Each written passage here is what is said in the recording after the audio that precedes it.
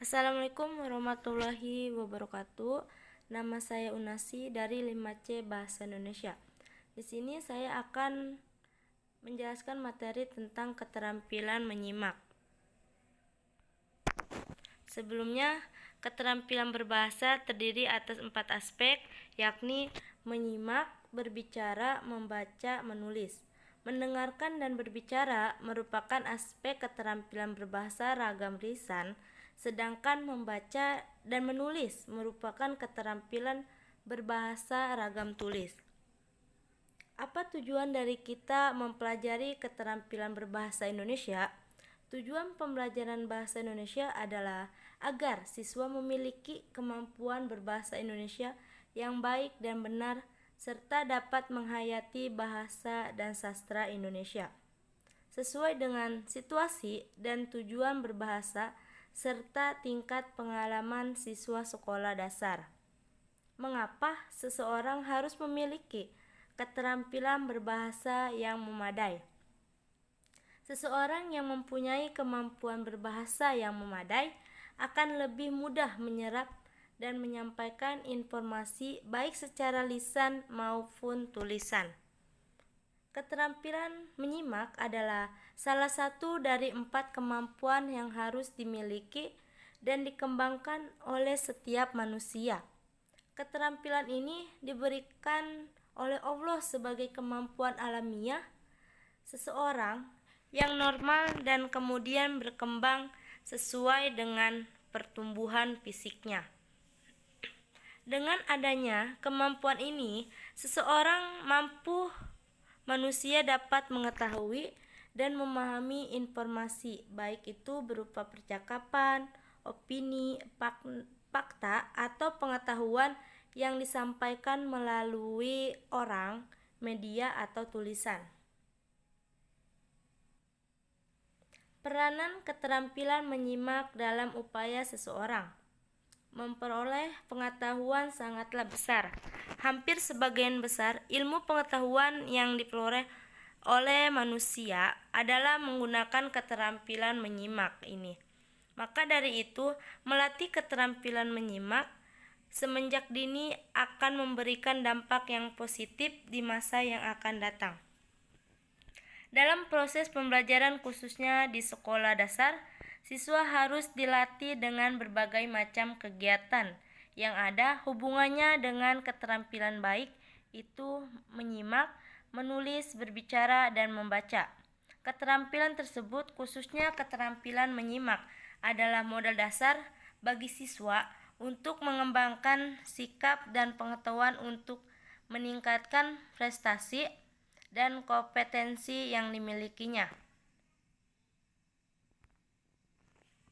Seseorang yang memiliki kemampuan keterampilan yang bagus dengan kondisi fisik yang optimal hanya bisa menyerap pengetahuan 50% dari hasil menyimak.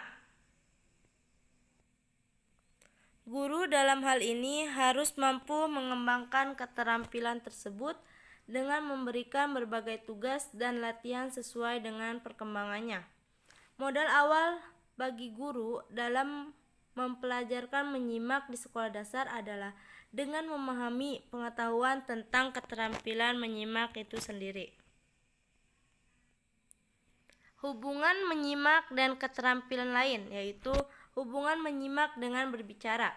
Menyimak dan berbicara merupakan kegiatan komunikasi dua arah yang langsung. Menyimak bersifat reseptif, sedangkan berbicara bersifat produktif. Contohnya, komunikasi yang terjadi antar teman, antar pembeli dan penjual, atau dalam suatu diskusi di kelas. Dalam hal ini, A berbicara dan B mendengarkan. Setelah itu, giliran B yang berbicara dan A mendengarkan. Namun, apa pula dalam suatu konteks bahwa komunikasi itu terjadi dalam situasi non-interaktif, yakni satu pihak saja yang berbicara dan pihak lain hanya mendengarkan. Misalnya, khotbah di masjid, di mana penceramah menyampaikan ceramahnya, sedangkan yang lainnya mendengarkannya.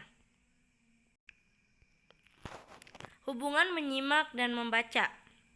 Menyimak dan membaca merupakan keterampilan berbahasa yang bersifat reseptif. Menyimak berkaitan dengan penggunaan bahasa ragam lisan, sedangkan membaca merupakan aktivitas berbahasa ragam tulis. Penyimak maupun pembaca melakukan aktivitas pengidentifikasian terhadap unsur-unsur bahasa yang berupa suara, yaitu menyimak, maupun berupa tulisan, yaitu membaca. Yang selanjutnya diikuti dengan proses decoding guna memperoleh pesan yang berupa konsep, ide, dan informasi. Misalnya, seorang guru menerangkan materi dengan PowerPoint, maka siswa akan menyimak dari suara guru dan membaca layar di depan. Hubungan menyimak dan menulis. Hubungan menyimak dan menulis yaitu bersifat produktif. Menyimak dan menulis memiliki hubungan yang erat satu sama lain. Menyimak suatu ujaran atau informasi dapat menumbuhkan kreativitas untuk menulis pemahaman akan hasil simakan yang diperoleh dan dituangkan dalam suatu bentuk karya tulis yang baru dan lebih menarik, seperti contohnya puisi, cerpen, prosa, dan lain sebagainya. Menyimak ekstensif yaitu proses menyimak yang dilakukan dalam kegiatan sehari-hari seperti mendengarkan siaran radio, televisi, percakapan orang di pasar, khotbah di masjid, dan pengumuman di stasiun kereta api dan sebagainya. Ada beberapa jenis kegiatan menyimak ekstensif yaitu sosial, yang dimana sosial dilakukan oleh masyarakat dalam kehidupan sosial seperti di pasar, terminal, dan stasiun. Contohnya seperti seorang anak Jawa menyimak nasihat neneknya dengan sikap dan bahasa yang santun. Dalam hal ini, nenek memiliki peran yang lebih utama, sedangkan anak merupakan peran sasaran. Di sini pun ada menyimak sekunder, yang dimana menyimak sekunder terjadi secara kebetulan. Misalkan, jika seorang pembelajar sedang membaca di kamar, ia juga dapat mendengarkan percakapan orang lain, suara siaran radio, televisi, dan sebagainya. Di sini pun ada menyimak estetika, yang dimana estetika sering disebut menyimak apresiatif. Menyimak estetika ia kegiatan menyimak untuk menikmati dan menghayati sesuatu. Misalkan menyimak pembaca puisi, rekaman drama, cerita, syair lagu, dan sebagainya. Dan di sini pun ada menyimak pasif, yang dimana menyimak pasif ia menyimak suatu bahasan yang dilakukan tanpa upaya sadar, misalkan dalam kehidupan sehari-hari. Seseorang mendengarkan bahasa daerah, setelah itu dalam masa 2 atau 3 tahun ia sudah mahir memahami pesan dalam bahasa daerah tersebut. Kemudian dia mahir pula menggunakan bahasa daerah tersebut. Kemahiran menggunakan bahasa daerah tersebut dilakukan sebagai hasil menyimak pasif, namun pada akhirnya orang itu dapat menggunakan bahasa daerah dengan baik. Kegiatan menyimak pasif banyak dilakukan oleh masyarakat awam dalam kehidupan sehari-hari. Dalam pendidikan di sekolah tidak dikenal istilah menyimak pasif. Pada umumnya, menyimak pasif ini terjadi karena kebetulan dan ketidaksengajaan. Menyimak intensif merupakan kegiatan menyimak yang dilakukan dengan sungguh-sungguh dan dengan tingkat konsentrasi yang tinggi untuk menangkap makna yang dikehendaki. Menyimak intensif ia menyimak pemahaman tentang suatu objek. Dan sini pun ada menyimak intensif memerlukan konsentrasi tinggi. Menyimak intensif ialah memahami bahasa formal atau komunikasi resmi. Menyimak intensif diakhiri dengan reproduksi bahan simakan.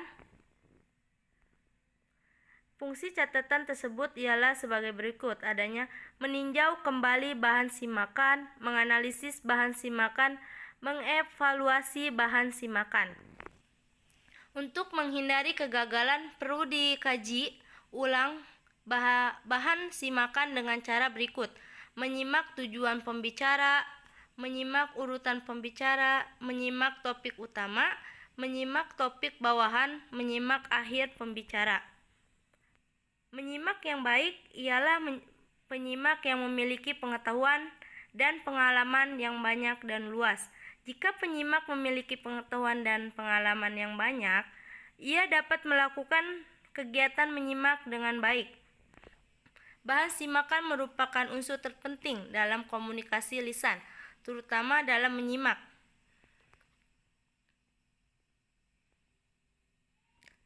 Kesimpulan, keterampilan menyimak adalah salah satu dari 4 kemampuan yang harus dimiliki dan dikembangkan oleh setiap manusia. Keterampilan ini diberikan oleh Allah sebagai kemampuan alamiah seseorang yang normal dan kemudian berkembang sesuai dengan pertumbuhan fisik. Maka dari itu, melatih keterampilan menyimak semenjak dini akan memberikan dampak yang positif di masa yang akan datang. Terima kasih. Assalamualaikum warahmatullahi wabarakatuh.